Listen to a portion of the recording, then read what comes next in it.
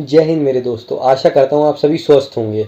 हालांकि दोस्तों आज कोई ऐसी बहुत खुशनसीबी वाली बात नहीं है जो हम कहें कि यार आज एक बहुत अच्छा मुकाबला हुआ, क्योंकि कहीं ना कहीं ये है कि हम 117 रन पे ऑल आउट हो गए और ऑस्ट्रेलिया ने हमें 11 ओवर में धराशायी कर दिया। तो दोस्तों अपनी इस वीडियो में मैं आपको बताऊंगा इंडिया और ऑस्ट्रेलिया के बीच खेले गए सेकंड ओडीआई के बारे में, जो कि खेला गया विशाखापट्टनम में 19 मार्च संडे को 1:30 बजे से। तो आइए मेरे दोस्तों शुरू करते हैं। तो दोस्तों टॉस का बॉस इस बार बने स्टीव स्मिथ और उन्होंने पहले गेंदबाजी करने का फैसला करा, जैसा फैसला हार्दिक पांड्या ने पहले मैच में करा था।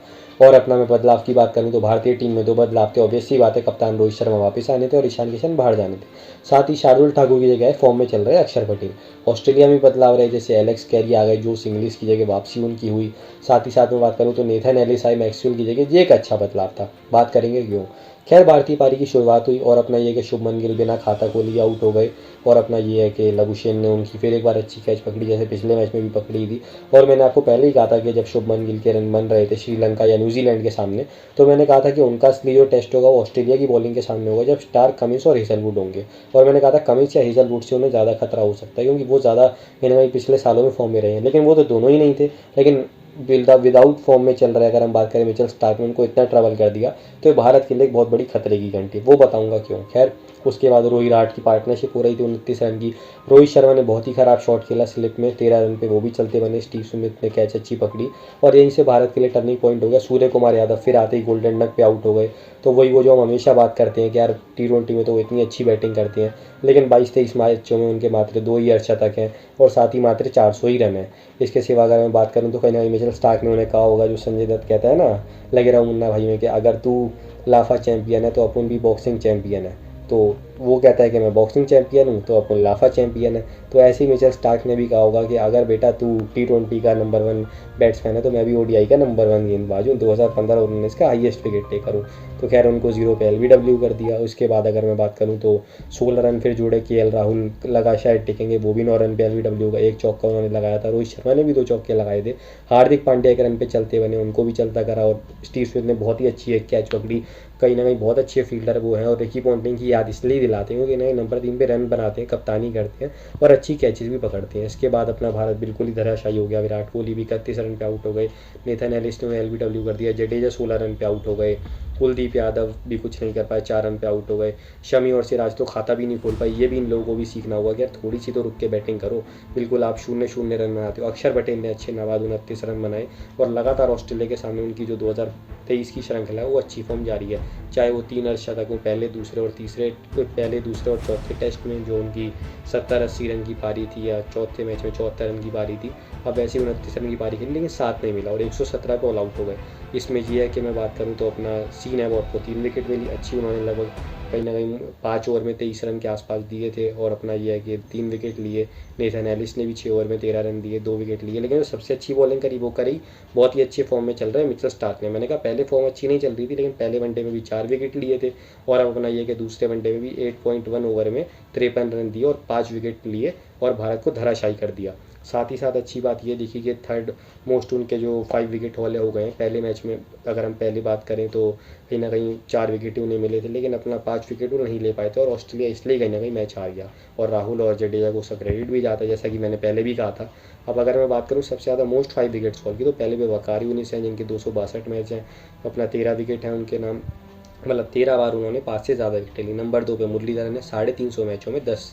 अब तीसरे भी मिचेल स्टार्क आ गए हैं, 9 बार उन्होंने लिए, जो कारनामा उन्होंने मात्र 109 मैचों में करा। तो मुरलीधरन से लगभग 241 मैच कम उन्होंने खेले और मात्र एक बार ज़्यादा ही मुरलीधरन ने 5 विकेट ऑल उनसे ज़्यादा लिए। जबकि इस टाइम पे 5 विकेट्स ऑल कम मिलते हैं, उस टाइम ज़्यादा मिलते थे, क्योंकि उस टाइम पे बॉलिंग फ्रेंडली पिचेस ज़्यादा थी। हम वनडे में जो बात करते हैं, टेस्ट में उल्टा है। टेस्ट में पहले बैटिंग फ्रेंडली पिचेस थी और अब बॉलिंग फ्रेंडली होती हैं। वकार यूनिस जो लेजेंड है उनसे भी बात करें तो कहीं जो पहले नंबर पे 13, जो उनकी इतनी बार विकेटें मिली हैं 5, जो कहीं ना कहीं स्टार्क से 4 बार ज़्यादा हैं, उनके भी 262 मैच, यानी स्टार्क से 153 बार ज़्यादा। अगर मैं बात करूं स्टार्क ने जिन 2 लोगों की बराबरी करी है, उनके साथ ही ब्रैडली, उनके भी 221 मैच हैं यानी 112 मैच। और शाहिद अफरीदी के 398 मैच हैं यानी 289 मैच ज़्यादा। तो कहीं ना कहीं कहना होगा an absolute legend Mitchell Starc, क्योंकि 2015 और 19 कौन भूल सकता है जब इन्होंने सबसे ज़्यादा विकेटें ली थी।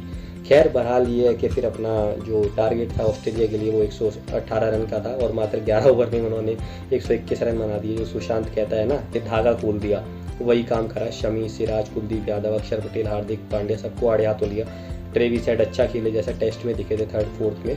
अपना ये है कि उन्होंने बहुत अच्छे 30 बॉलों में नवाद 51 रन बनाए, 10 चौके लगाए और बहुत ही अच्छी लगातार दूसरी पारी खेली as a opener. Mitchell Marsh ने अपना 30 बॉलों में बहुत ही अच्छे नवाद 66 रन बनाए, जिसमें अपना उनके 5 चौके थे और 5 छक्के थे। तो सुना था यहाँ एक स्टॉर्म आने वाला है विशाखापट्टनम में, और स्टॉर्म आया मिचेल का ही।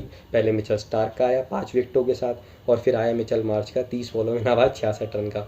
और भारत का अपना ये हुआ लगभग चौथा लोएस्ट टोटल होम में अगर हम बात करें। ये जरूर है कि जो पहले 78 और 100 थे वो 1986 और 1993 में आए थे, जब भारत खराब खेलता था। मैंने कहा उस टाइम बॉलिंग फ्रेंडली पिचेस थी। एक जो और आया था 112 रन का, वो 2017 में आया था, जो रोहित शर्मा का पहला ओडीआई एज ए कैप्टन था, जब विराट कोहली की शादी थी और वो नहीं थे और धोनी ने कहीं ना कहीं 70 रन बना के इज्जत बचाई थी, लेकिन 112 पे निपट गया था। लेकिन अच्छे अगले मैच में रोहित ने अच्छी वापसी करवाई थी 200 रन बना के, और भारत फिर वो श्रृंखला भी जीत गया था। तो उम्मीद करते हैं ऐसा ही कुछ हो, क्योंकि कहीं ना कहीं पिछले लगातार 7 वनडे सीरीज से भारत जीत रहा है, तो हम चाहेंगे कि 8वीं भी, और कहीं ना कहीं पिछले 5 सीरीज डिसाइडर से भारत लगातार जीत रहा है। चाहे मैं बात करूँ उसमें वेस्ट इंडीज़ है, ऑस्ट्रेलिया है, इंग्लैंड है, साउथ अफ्रीका है, तो ये सारी टीमें हैं। तो अच्छी बात यह है कि मैं उम्मीद यही करूँगा कि भारत फिर से एक बार जीतेगा। ऑस्ट्रेलिया के सामने ही ज़रूर एक बार लास्ट बार हारा था घर में सीरीज़ या सीरीज डिसाइडर, वैसा ना हो, ऐसे ही हम सब आशा करेंगे।